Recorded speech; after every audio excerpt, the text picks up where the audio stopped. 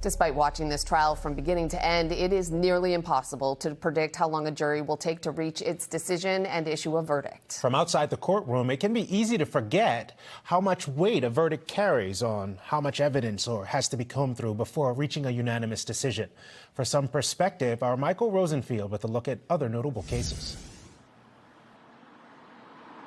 Yeah, Glenn, we've seen a lot of big cases in the spotlight around here in recent years. Sometimes the jury comes back very quickly, and sometimes it can take a while.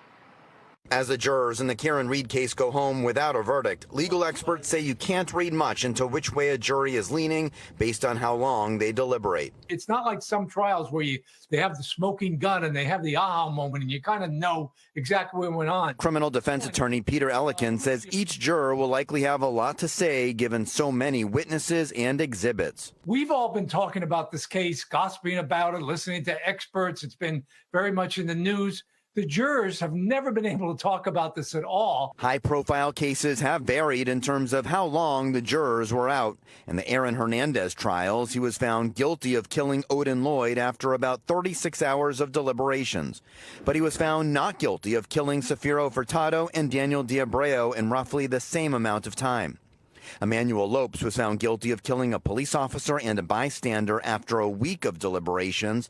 This after his first trial ended with a hung jury. And Adam Montgomery, who was convicted of killing his daughter Harmony, was found guilty in just about 8 hours. Cases in the spotlight can be distracting for jurors. Legal analyst Michael Coyne says he's confident the jury can put aside the frenzy, including the dozens of Karen Reed supporters outside the courthouse. I don't see how the jurors could miss the hoopla. I mean, it's akin to tailgating at a rock concert.